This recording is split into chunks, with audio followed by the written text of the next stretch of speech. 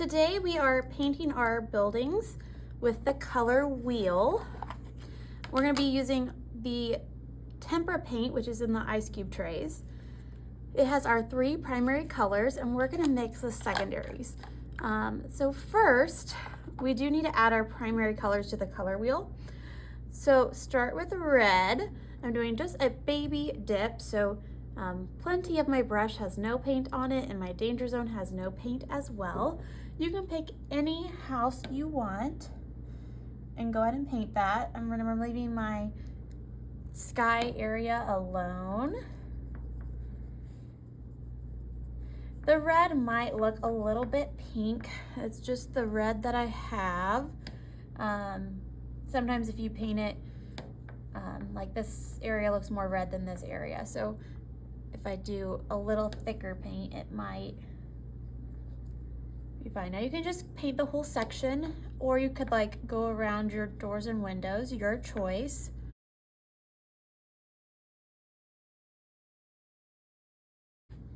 Clean out your brush. So I'm swirling, making sure my brush touches the bottom, and then I'm patting the brush on the sponge to make sure it's dry.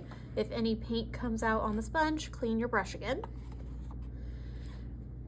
Okay, now we're going to do yellow baby dip. It's very important you put the yellow in the correct spot. So you're gonna skip, so here's my red. I'm gonna skip one, leave it blank, and go to the next one. We will mix a color here. So I'm gonna go over to my next house.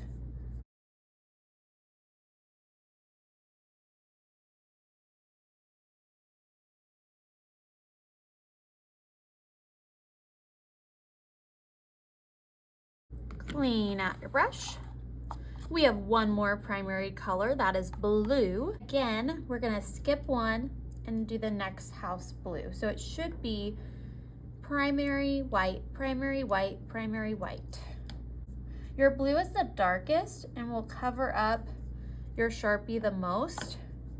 So if you are considering going around doors and windows, this might be the time to do that.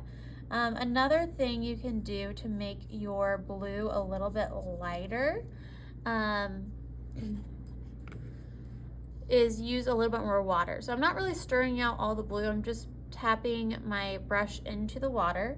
That kind of thins it out. Okay, I don't want to puddle on my paper, but that does thin out the blue so we can see that Sharpie a little bit more. If you thin it out and you get too much water, you can always get a paper towel and dab it. All right, now we're gonna mix our secondary colors. So the color wheel works where the 2 primaries colors are. When you mix them together, that creates the color in between them in like a sandwich, okay? These are like the bread, and the inside color is the meat, okay? So I'm going to take red, okay, and we're gonna do a baby scoop. So baby scoop is like I'm scooping up quite a bit of paint, but my brush is still, no paint is up at the top, and the danger zone is still clean. I'm gonna slide it off on the side. If I just stir, it just pushes the paint into my brush and it ends up washing a lot of it away. Okay, clean out my brush, because if I have any red on my brush when I go into this yellow, it will turn my yellow a different color. So clean brush. Now I'm gonna do a baby scoop of yellow. All right, now the only way to really mix these 2 colors is by stirring. So you can slide it off on the side first if you want, but you are gonna have to mix it. All right, and that created what color? Remember to paint that in between the 2 colors you used to create it. So red and yellow are going to make the orange.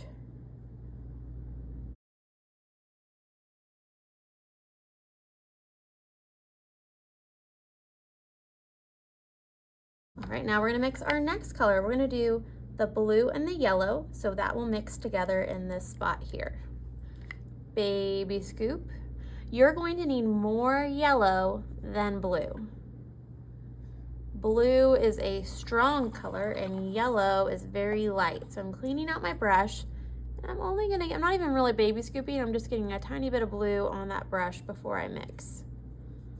Okay, the blue is very strong, and I created the color green.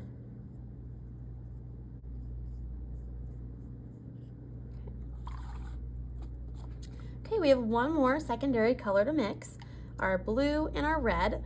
We are gonna need more red than blue because blue is the strongest color. So I'm gonna get quite a bit of red, clean out my brush, a little bit of blue, stir it together, and paint that one there.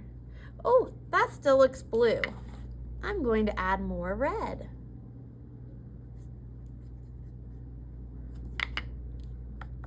There we go. And now we're gonna paint the middle black. It's gonna be like a nighttime sky. We're gonna add stars in a minute, but we're gonna go ahead and add black.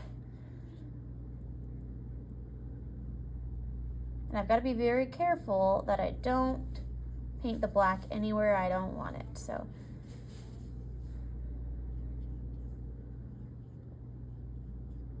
only where there is sky. A little silly, but you're gonna use the opposite end of your brush, the hard brush. You can use the yellow or the white, and you're gonna just plop down to create stars. Okay, if you want it to look more pointed, you can give a little flick to the edges. So I'm flicking the edges of the star around.